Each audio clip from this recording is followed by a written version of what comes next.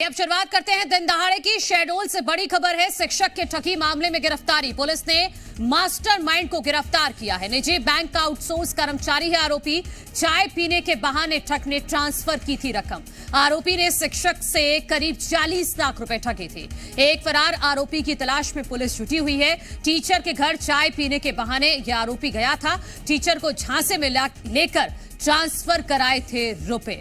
तो शिक्षक के ठगी मामले में गिरफ्तारी हुई है। मास्टरमाइंड को गिरफ्तार कर लिया गया है। ये जो आरोपी है ये है निजी बैंक का आउटसोर्स कर्मचारी। चाय पीने के बहाने ये शिक्षक के घर गया और वहां पर इसने राशि ट्रांसफर कराई थी। 40 लाख रुपए इस आरोपी ने ठगे थे। अभी भी इस मामले में एक आरोपी फरार है जिसकी तलाश में पुलिस जुटी हुई है।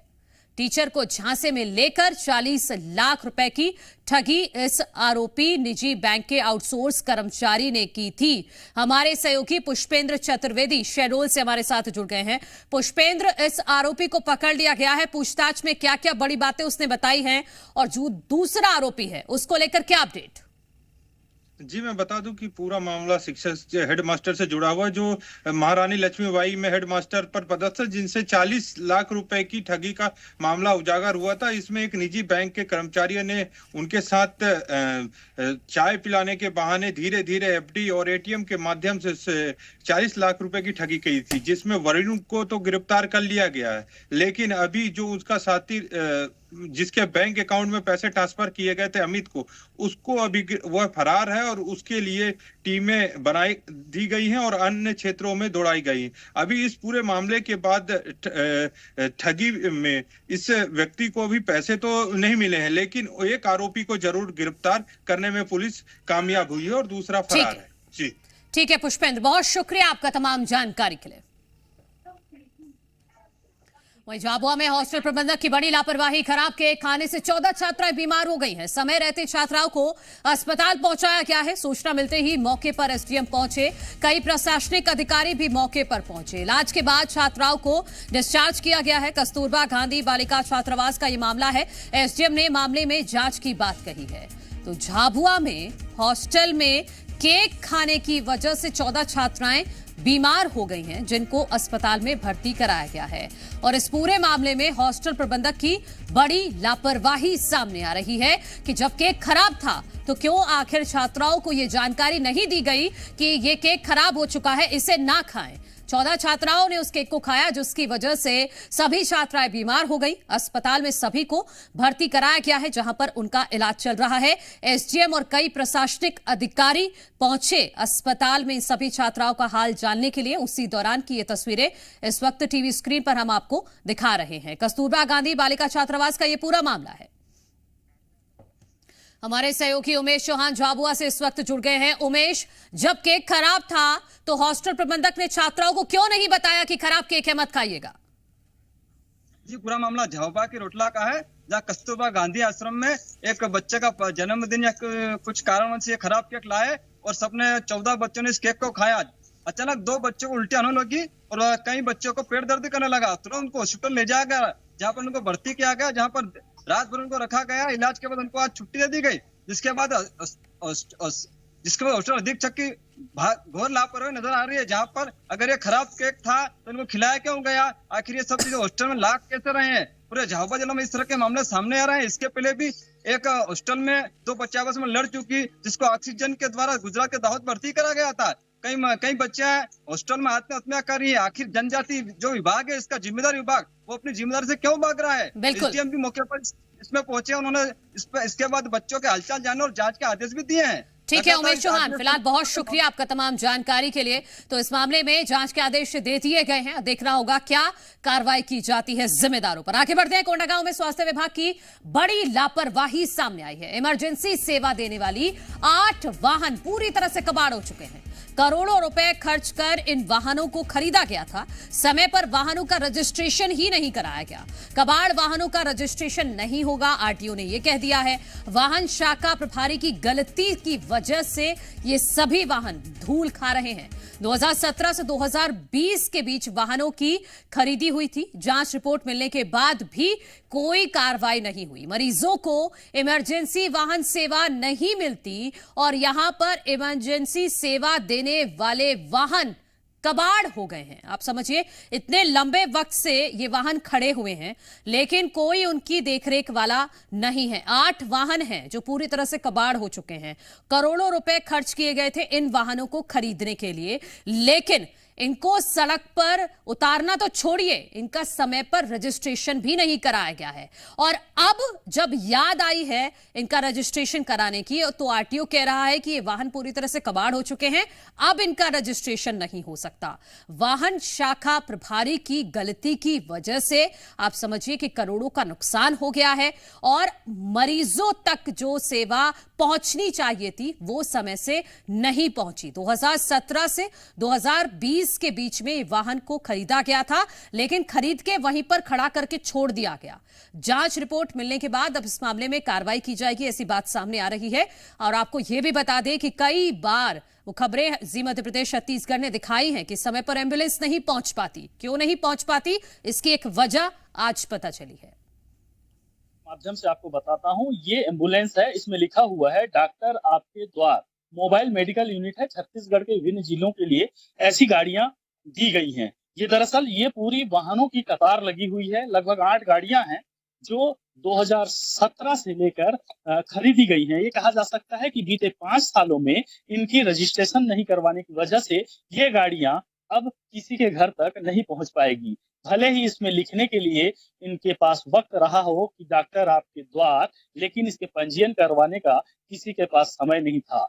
इसे लापरवाही नहीं बल्कि अपराध माना जाएगा, क्योंकि यही वो एम्बुलेंस है जिनके माध्यम से दूर दराज ग्रामीण इलाकों में जो मरीज इलाज के लिए जिला मुख्यालय तक लाए जाते हैं, तो इन्हीं वाहनों के माध्यम से उन्हें जिला मुख्यालय से तक पहुंचाया जाता है। इस तरह की वाहनों की कतार आपको देखने को मिलेगी कि कुछ गाड़ियों में तो धूल जम गए हैं, क्योंकि बीते कुछ सालों से इन गाड़ियों को बाहर इसलिए नहीं निकाला जा रहा है क्योंकि इनके नंबर नहीं है, और नंबर सिर्फ वाहन शाखा प्रभारी की एक लापरवाही के चलते बीते 5 वर्षों में इसका पंजीयन नहीं होना ही एक बड़ा चूक है।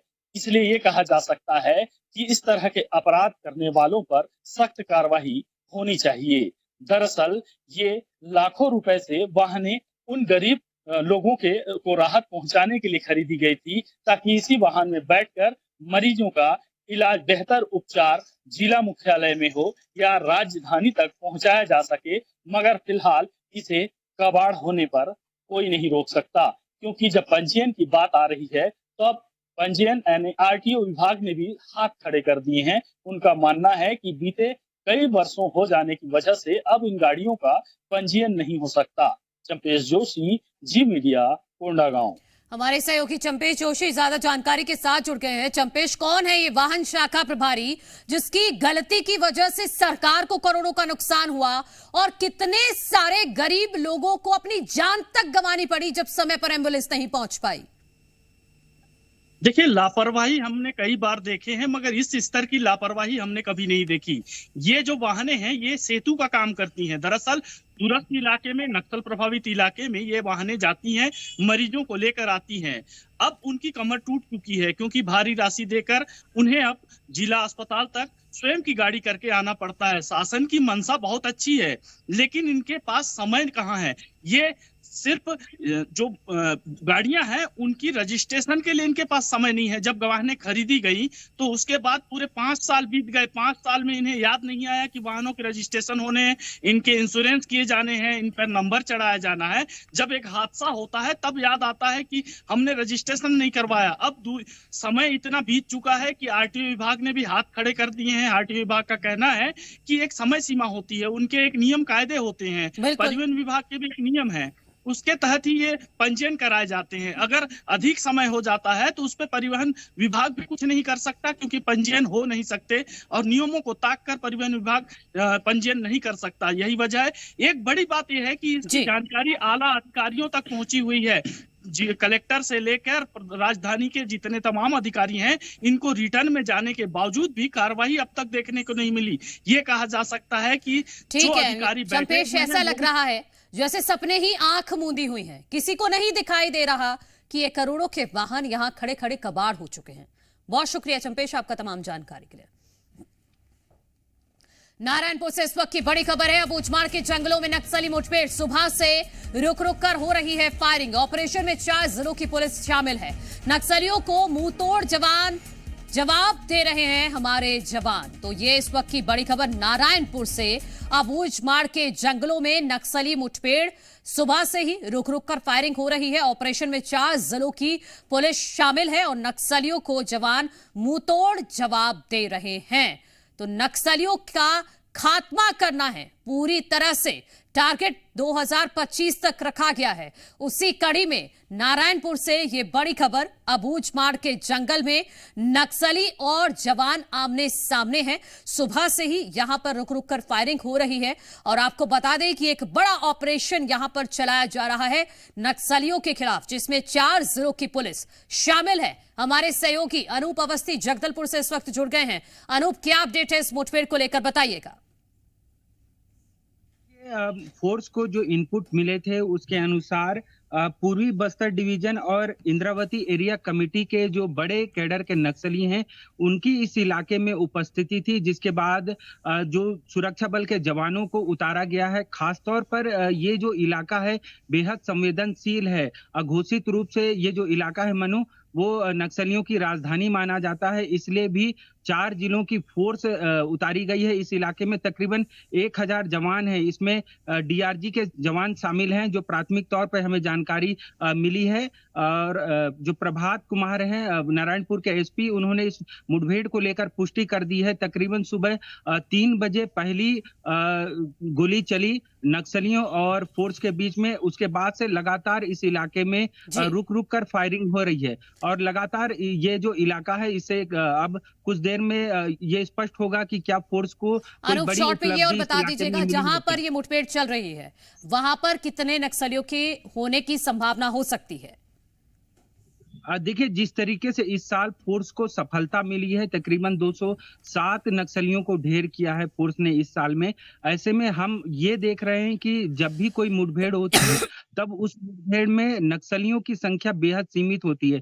चूंकि नक्सलियों के ऊपर दबाव बना हुआ है, इसलिए अब बेहद कम संख्या में 15, 20 या 40 की संख्या में ही नक्सली जो है वो जंगलों में घूम रहे हैं। ऐसे में इस बात को लेकर अभी हमें थोड़ा सा इंतजार करना होगा कि यहाँ पे मौके पर कितने नक्सली मौजूद हैं। ठीक है अनूप अवस्थी, आप नजर बना के रखिएगा इस मुठभेड़ पर। फिलहाल बहुत शुक्रिया आपका तमाम जानकारी के लिए। और इसी बीच सुकमा से बड़ी खबर। सुकमा जिला मुख्यालय में एनआईए की दबिश, 2 ठिकानों में छापा मारा है, जिसकी जांच चल रही है। नक्सल मामले को लेकर एनआईए का छापा। हैदराबाद से सुकमा पहुंची है एनआईए की टीम। तो ये इस वक्त की बड़ी खबर सुकमा से, जहां सुकमा जिला मुख्यालय में एनआईए की टीम ने छापा मारा है। 2 ठिकानों पर एक साथ यहां छापेमार कार्रवाई की गई है। नक्सल मामले को लेकर ये एनआईए की टीम ने छापा मारा है। आपको ये भी बता दें कि हैदराबाद से सुकमा पहुंची है एनआईए की टीम। तो ये इस वक्त की बड़ी खबर सुकमा से, जहां सुकमा जिला मुख्यालय में एनआईए की टीम ने दबिश दी है 2 ठिकानों पर एक साथ। नक्सल मामले को लेकर एनआईए ने ये छापा मारा है। हैदराबाद से सुकमा पहुंची है एनआईए की टीम और इस वक्त भी ये छापेमार कार्रवाई चल रही है सुकमा जिला मुख्यालय में। हमारे सहयोगी ज्यादा जानकारी के साथ जुड़ गए हैं संजीत परेड। संजीत, बताइए क्या अपडेट है इस छापेमारी को लेकर? क्या अभी भी चल रहा है ये छापेमार कार्रवाई? रंजीत जी, आपको बताना चाहूंगा, सुबह 4 बजे से लगातार यह कार्रवाई जारी थी। एनआईए की टीम हैदराबाद से यहाँ पर पहुंची थी और जो खबर निकल कर आ रही है कि नक्सल मामलों को लेकर जांच चल रही है। आपको बताना चाहूंगा 26 सितंबर को सुकमा जिला मुख्यालय में एक शहरी नेटवर्क का खुलासा यहाँ पर पुलिस द्वारा किया गया था। उसी के लिंक के आधार पर आज एनआईए की टीम यहाँ पर पहुंची, ऐसी खबर निकल कर आ रही है। और अभी जो फिलहाल जानकारी है, जो जिला मुख्यालय में जो 2 ठिकानों पर दबिश एनआईए ने दी थी, वहां पर जांच अभी पूर्ण हुई है और एनआईए की टीम अभी वहां से वापस लौटी है। और वहीं दूसरी और एक और जानकारी यहाँ पर प्राप्त हुई है कि जो पड़ोसी राज्य जो उड़ीसा है, वहां पर भी 2 ठिकानों पर जो सुकमा जिलों से सटा हुआ यह इलाका है, कोंटा और मलकानगिरी, तो मलकानगिरी में और कोंटा से लगा हुआ मोटू इलाके में भी एनआईए की टीम वहां पर छापेमारी कार्रवाई कर रही है। तो एक साथ यहाँ पर एनआईए की टीम ने 2 राज्यों में दबिश दी है और नक्सल मामलों पर यहाँ पर लगातार कार्रवाई यहाँ पर। ठीक है रंजीत, आप नजर बना के रखिएगा। फिलहाल बहुत शुक्रिया आपका तमाम जानकारी के लिए।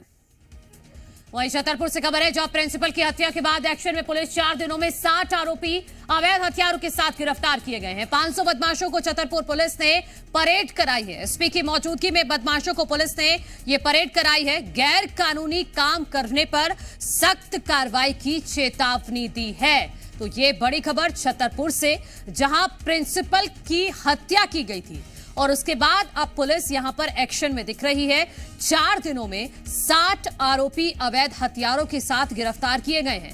500 बदमाशों को छतरपुर पुलिस ने यहां परेड कराई है और उसी परेड की एक्सक्लूसिव तस्वीरें जी मध्य प्रदेश छत्तीसगढ़ आपको दिखा रहा है। एसपी की मौजूदगी में बदमाशों को पुलिस ने परेड कराई है। गैर कानूनी काम करने पर सख्त कार्रवाई की भी चेतावनी इन सभी बदमाशों को दी गई है। Mindset!